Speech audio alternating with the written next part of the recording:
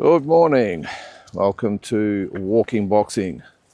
It is Wednesday, September the 3rd, 2025. And it's getting more exciting. The build up to Canelo Crawford. What are we, a week and a half away? And it's all started to happen. I said that Terence Crawford has touched down in Las Vegas.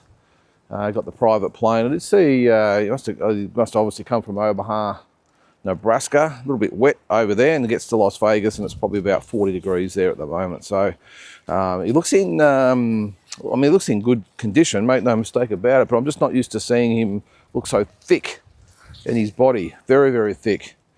Obviously, he looks. We had a massive big water jug with him, so obviously he's doing the weight pretty well. And no dramas there, which you would expect. I mean, he's going up, 14 pounds, what's that, an extra 6.5 kilos from his last fight, in which he also went up. So I'm sure the weight won't be the problem. There's been a lot of comments and discussions and all that about his weight, but it looks like he's in really good condition, and more importantly, mentally, he looks in really good condition as well, and looks really excited about the fight. I'll get on to a few things about Canelo Crawford a little bit later in this video, but first we've just got a couple of things that happened on this day. Back in 1906, Joe Gans defeated Battling Nelson by disqualification in round 42 to regain the world lightweight title. That was in Goldfield, Nevada. So not Las Vegas, a place called Goldfield. They fought another couple of times in, when was it? Was it the next year or the year after? 1908. So 2 years later, and this time Nelson would win both fights by knockout.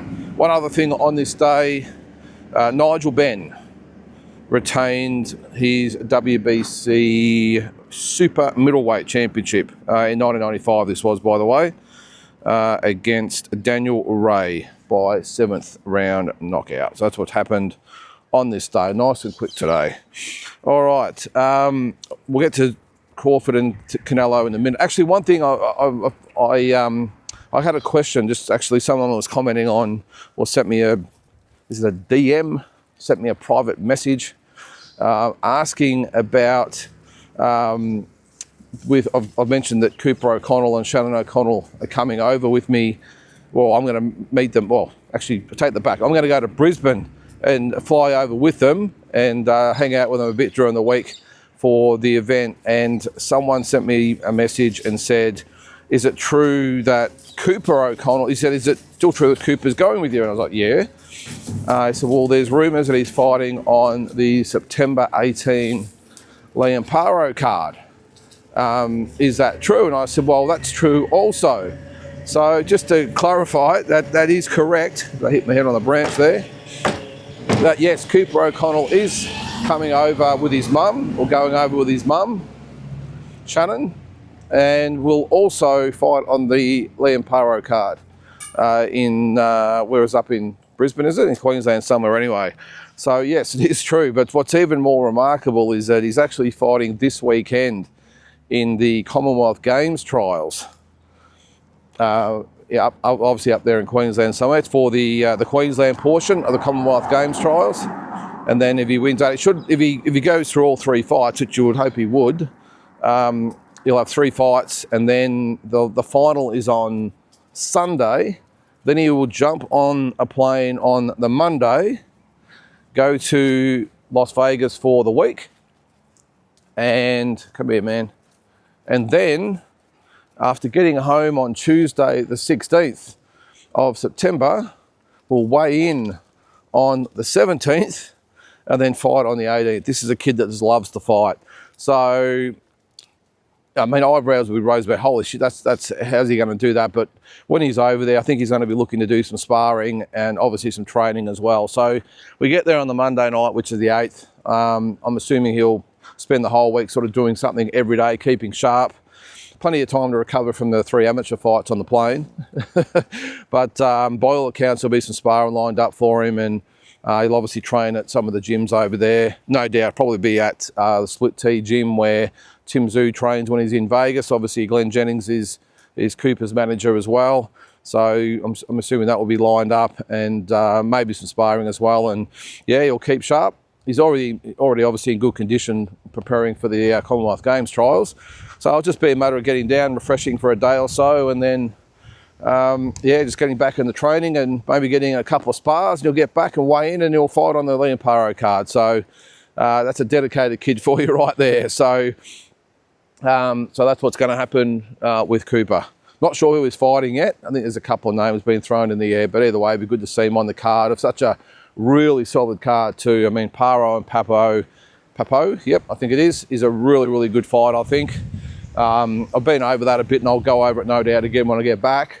But really good card that with Liam Wilson on there as well, and Akuso. So yes, to answer that question, I won't call out his name. I think he's Steve, I think it was. Yes, that is true. Correct. He is he's going over, and I'll be going over with them. And then, yes, he is also fighting on the Paro card, just to answer that. All right, now some other big Aussie news yesterday that dropped was that Jai Pataya will be defending his title against Hussein Shinkara. Now, there was talk that Shinkara would take the $150,000 step aside money. It's 100 US, 150 Australian. We'll go in US dollars, of course. So it's 100,000 US to step aside so that Jai could fight Chris Billum-Smith. Now, that was only just talked about yesterday, and this morning it's dropped that the Shinkara fight has in fact been signed, and all the details will be released very soon with the date, the location, everything like that. One thing it will be though is it's in Australia. So I think they were talking about that was either Brisbane, the Gold Coast, or Perth as another option as well. And it's good to see Perth sort of throwing the hat in the ring as far as trying to put on some more big fights. Of course, they've had Kambosos and Lomachenko, and they have the USC and that over there as well. So I've got a feeling it still might be the Gold Coast. I don't think it'll be Brisbane. I don't know. I'm only guessing. But from the fight night I went to earlier in the year when he fought Niika, brilliant location, brilliant venue. The crowd was great. Everything about it was just really good. And I think it's I think they are trying to sort of build it up into the sort of a Las Vegas of Australia, aren't they, as far as being the place to go for the fights. But whether that happens or not, I don't know. But it's just a really good venue, the Gold Coast, and probably like Las Vegas, it's good to sort of throw in a holiday as well as just going to the fights. Like you go to Las Vegas and there's so much to do apart from the boxing, which makes it a really attractive location. But so I'm not sure how it all transpired with the Billum-Smith situation, and then overnight it's turned into the Shinkara fight being made. I'm assuming it's just a lot of people hearsay and rumours and all that sort of stuff. But Jai will fight Shinkara.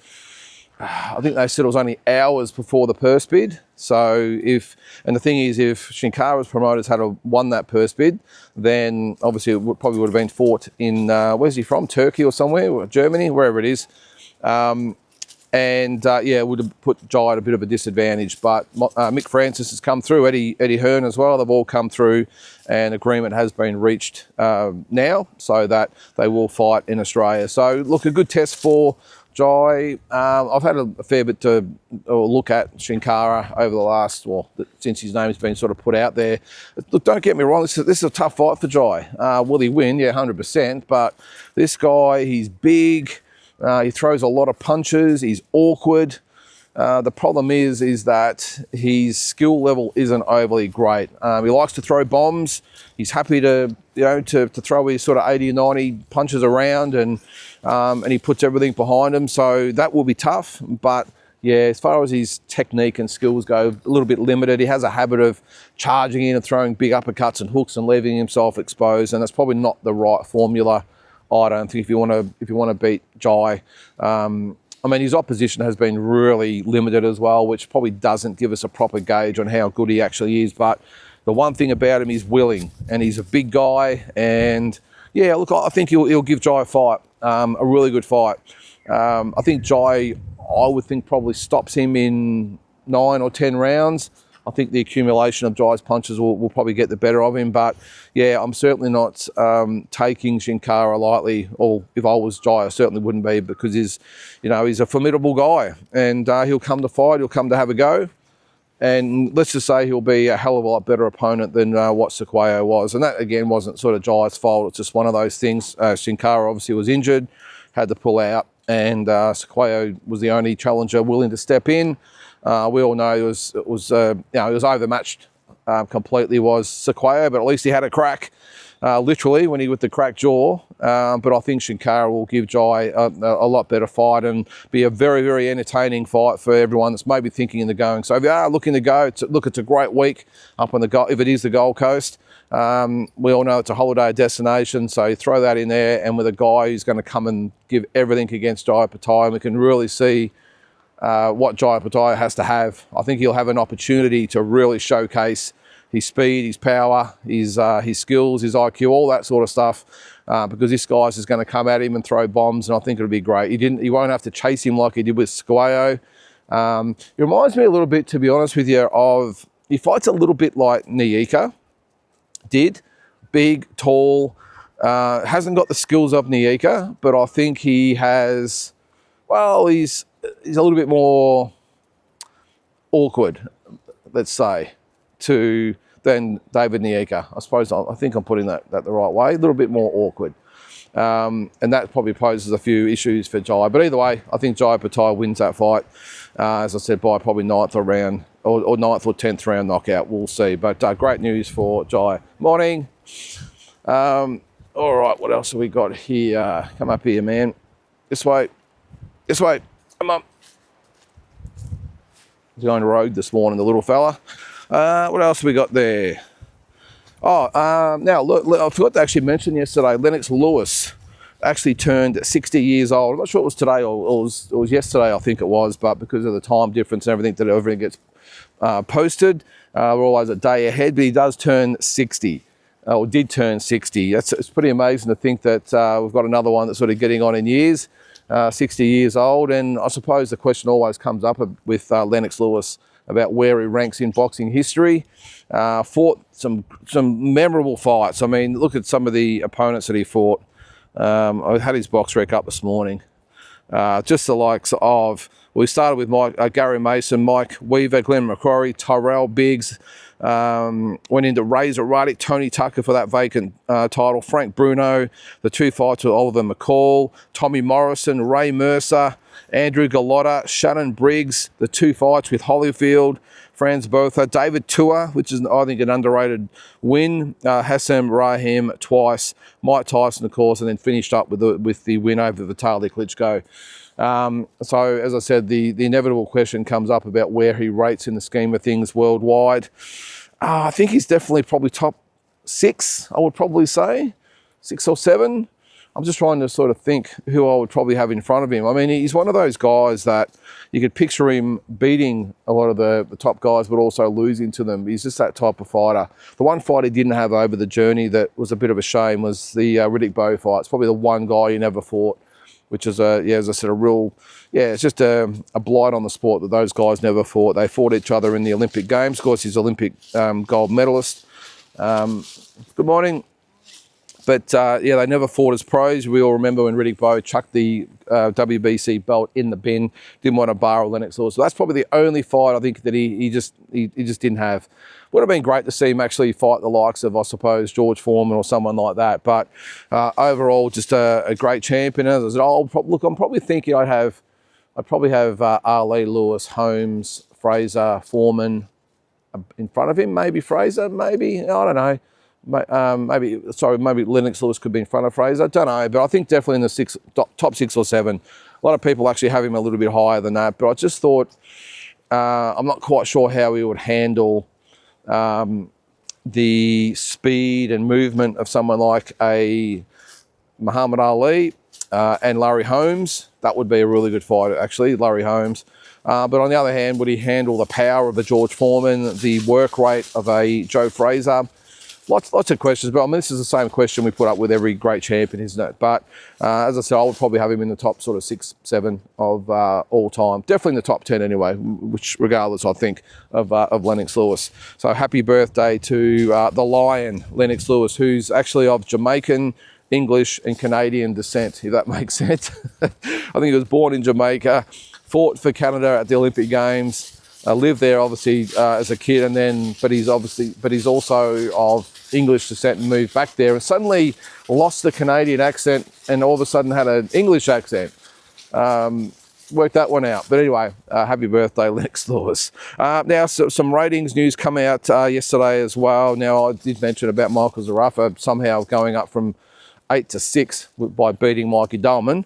Well, Moses Otama is now officially the number 1 ranked challenger in the WBA and WBO. So by 2 organisations, he's number 1.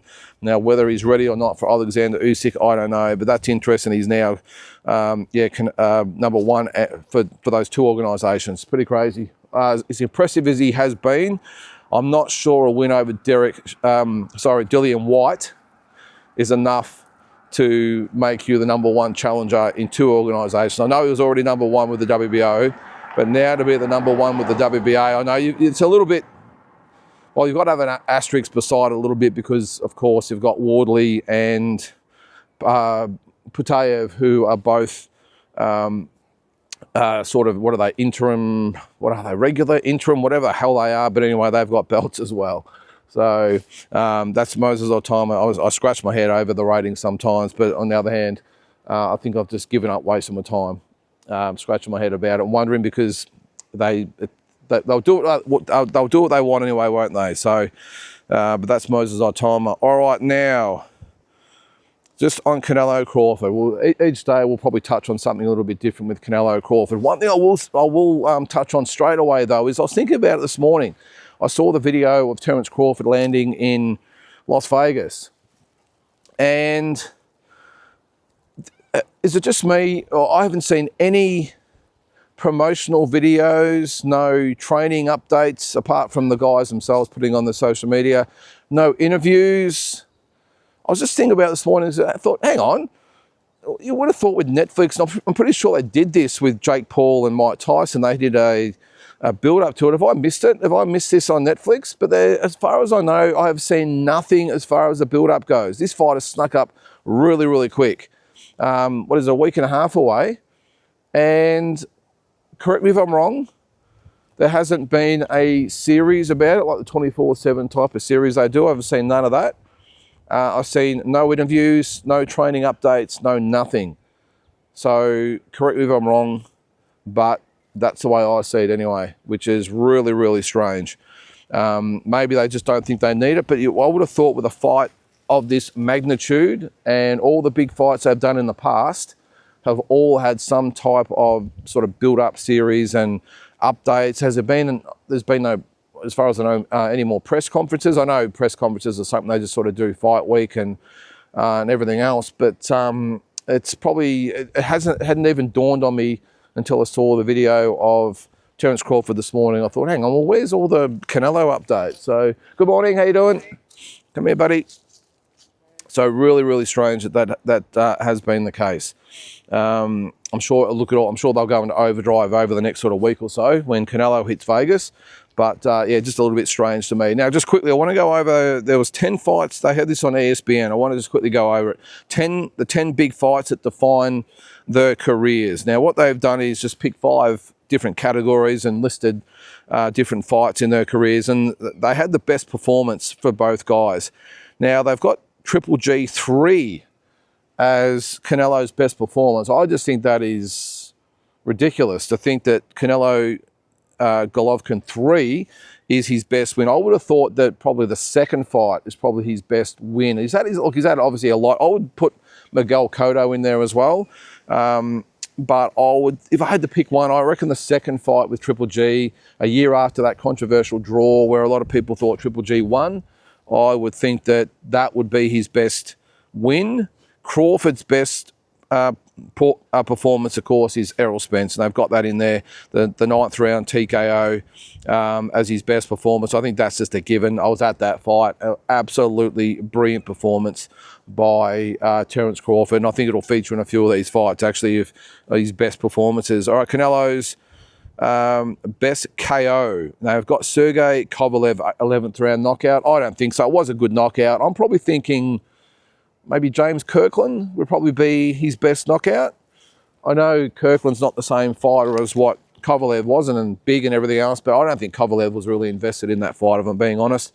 But as far as just a pure knockout, actually, I take that back. Amir Khan has got to be his best knockout. I was at that fight, and I was up in the stands, and I heard the crack from up in the stands. That would be his best knockout, just a one punch over the top, right hand, boom, all over. So I'd say that's his best knockout. Crawford's best KO, they've got Yuriorkis Gambo. Now, yes, a very, very good knockout as far as just boom, boom, boom, all over, but I'm probably still going to stick with the Errol Spence knockout. I know it was more of a stoppage rather than a KO, but the way he just dismantled Errol Spence over, 9 rounds, whatever it was just sensational. So I'm going to probably still put that. They haven't sort of stipulated where it's KO or stoppage. I'm going to go with Crawford over Spence in that one as well. Canelo's most important fight. Well, they've got Triple G as Canelo's most important fight. I still would have thought it would have been Floyd Mayweather, wouldn't it? Or would it? I mean, you look at that. The Mayweather fight was thought to be maybe a couple of years too early. So maybe, whereas a Triple G fight, both guys at their peak, big guys at the right weight, two styles that really complemented each other. So maybe that is right. Maybe that is his most important fight, but you think Mayweather would be definitely up there as well. For Crawford, they've got Ricky Burns. It's still got to be Errol Spence, doesn't it? His most important fight. Errol Spence again for Terence Crawford. Probably, does this say something about the depth of both guys' resumes when we're sort of bringing up the one fight for Crawford, and we've got multiple fights for Canelo, although Triple G has featured a couple of times, of course. I'll let you guys have an opinion on that. Canelo's most dominant win. Billy Joe Saunders they've got here. I would probably agree with that. I thought Billy Joe Saunders would give Canelo a really good fight, and Canelo really did take him apart. And I don't think we can count a lot of those fringe guys that he fought as dominant wins, but as far as actual world-class fighters go, I think that is actually correct with Billy Joe Saunders for Canelo in a different way. He had a really good guy in front of him, world champion, WBO was Billy Joe, and Canelo really took his time, broke him down, and then obviously put the big shot that fractured his eye and ended the fight. But I would probably agree with that, and this is probably a no-brainer. Well, they've got Amir Khan as Crawford's most dominant win. Again, it's Errol Spence, surely. It's Errol Spence. I mean, he dominated from the first round to the 9th round, so I would think that would be his most important win. Most dominant win. And then the last one, the most disappointing win. Or most disappointing performance. They've got Canelo as Williams School. I'd probably agree with that. I mean, again, lots of circumstances around that fight. 7 in the morning, a guy that didn't want to fight, no one in the crowd, no atmosphere in Saudi Arabia. Tough one for Canelo. But was disappointing that in his first fight for the Riyadh season that he just didn't turn up and just wasn't interested. So I would agree with that. The Williams School, and they've got, I'd agree with this one as well. Crawford's most disappointing performance over Israel Madrimov. I would agree with that. But again, I just don't think he was up for the fight. I don't think he wanted to fight Madrimov. There was, of course, talk he wanted to fight Tim Tszyu. Then there was talk he was going to fight Fundora. And I think it was just like, hey, you've got to fight this guy or nobody. I just don't think he got up for the fight. I'm certainly not basing that performance on how he'll go against Canelo anyway, but I would definitely agree with that was a disappointing performance. So give me your thoughts anyway, guys. I'm sure everyone's got an opinion. So I think that's going to do it. We're almost home now. And as I said before, every day we'll do something with Canelo and Crawford in the build-up to the fight. But again, I'm really staggered that there has been no build up to this fight whatsoever. I'm sure ticket sales are selling fast. The fight week will be a fantastic atmosphere, but it's just weird. Maybe because the fight's going to be free on Netflix and they're like, oh, well, You watch it or you don't. I would think though they'd be trying to use this fight though for more subscribers. I think in the States it's $8 for a basic package. That's all it's going to cost you to sign up to watch Canelo and Crawford, $8. So I'm not sure. I've seen even. I mean, I don't watch a lot of Netflix, but you would think they would have ads and offers and all this sort of stuff about that fight, and especially have some sort of promo to promote the fight. But anyway, you never know. Maybe they'll hit it hard next week. But guys, that's going to do it for today. Have a great Wednesday, and we'll catch you tomorrow.